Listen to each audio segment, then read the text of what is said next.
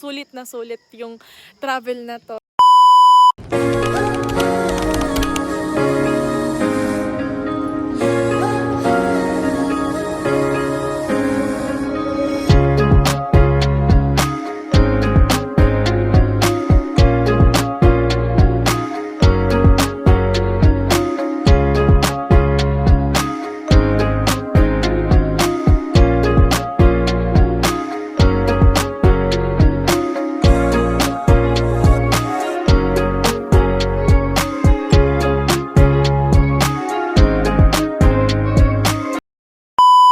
Hey guys, ayan, syempre nandito na tayo sa plane and syempre sobrang ganda ng kasama ko, my mentor, one and only Marge Sayat, and syempre chill lang tayo sa biyahe ngayon kasi of course mag-e-enjoy tayo kinabukasan. And before that, diba, chill muna tayo, and kaya guys hindi talaga ako natutulog habang nasa flight kasi sobrang ganda ng view. Sobrang kulit ko talaga pag nasa flight, lalo na kapag may kasama ako. But anyway, ayan, chill lang tayo, nakikinig ng music and aura-arahan kasi syempre, diba, sobrang importante na maganda tayo all throughout the flight. And syempre, ayan, tada, malapit na kami, and while chilling, ayan, tingin-tingin muna tayo sa view ng plane, and sobrang love na love ko talaga ang daytime flight kasi sobrang ganda ng view.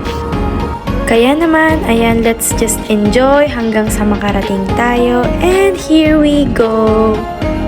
Together with your cabin crew, we thank you for making Cebu Pacific a part of your important moments.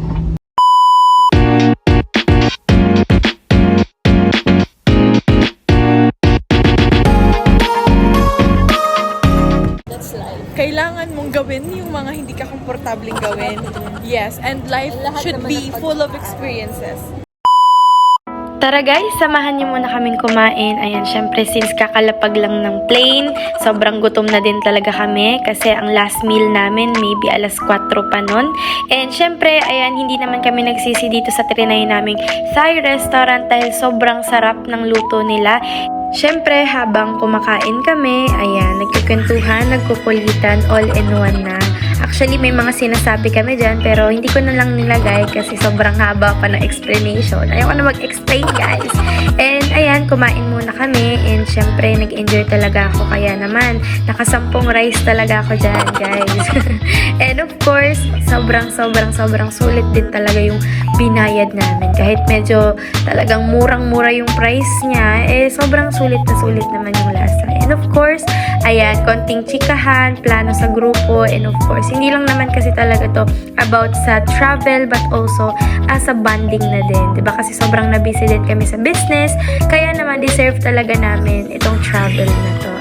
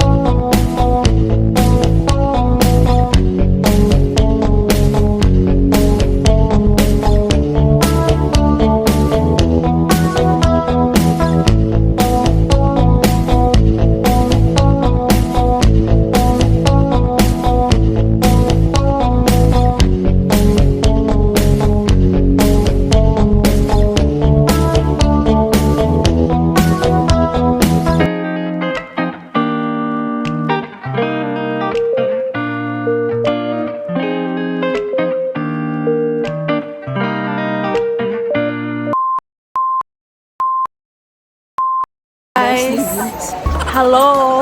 Dito na kami right now and naglalakad-lakad. Grabe guys, ang ganda ng view, look. Look at the houses, guys. Oh, tingnan yung house doon. Nasa taas. Grabe. This is my first 45 minutes na walk. And mahaba-haba siya, guys. Kaya natin to. 2,000 years later. Ayos ka lang, miss. Uy, look at me now. Namumuni-muni, pero tignan mo. Tignan mo po siya. Natutulala na. lang, hindi po. Hi guys.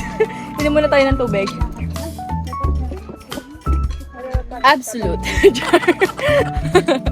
Ayun, so sobrang enjoying na, ewan ko, sobrang feel ko yung excitement lalo na makita si Wangod. Kasi syempre, sa dami ba naman ng nilakad namin? Sa tagal ba naman ng nilakad namin? Diba? Syempre, excited ka talaga makita yung yung reward sa dulo. So, parang parang ako.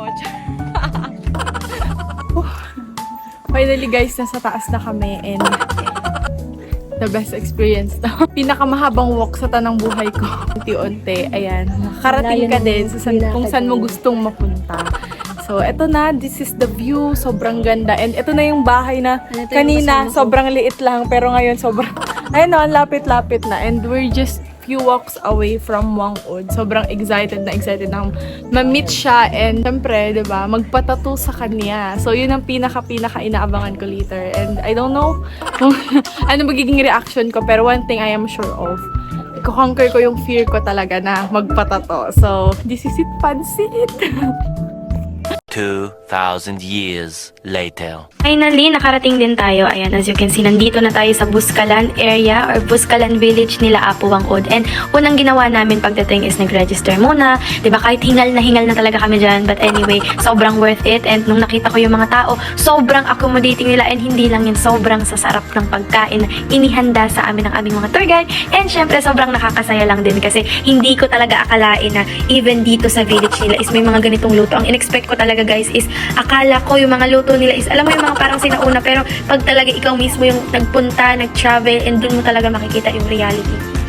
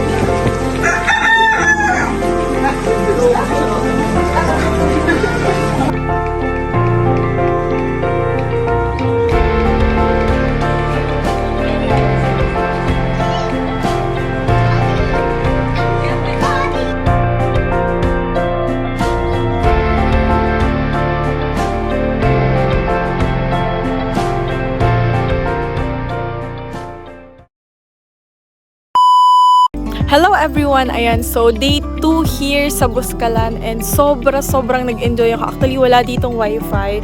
May Starlink sila pero medyo pricey but then it's okay.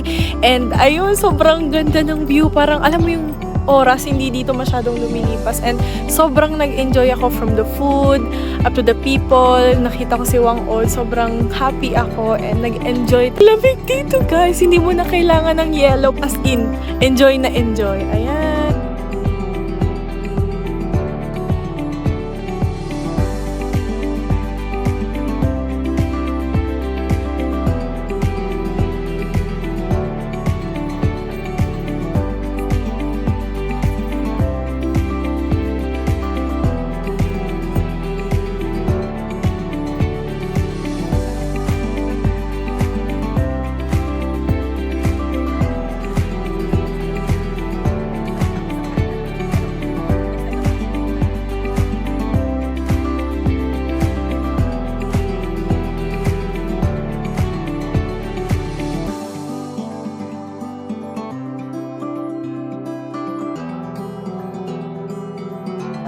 Ayan, so ito guys yung pinaka zipline. Ayan o, yung nasa baba. Ayan.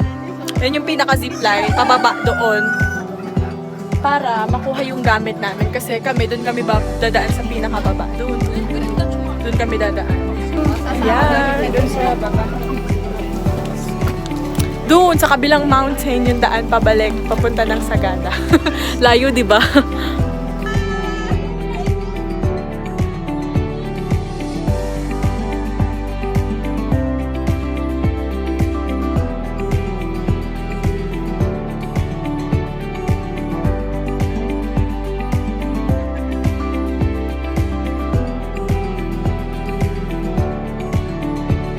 Going back na guys. guys. So, pababa na kami ng mountain.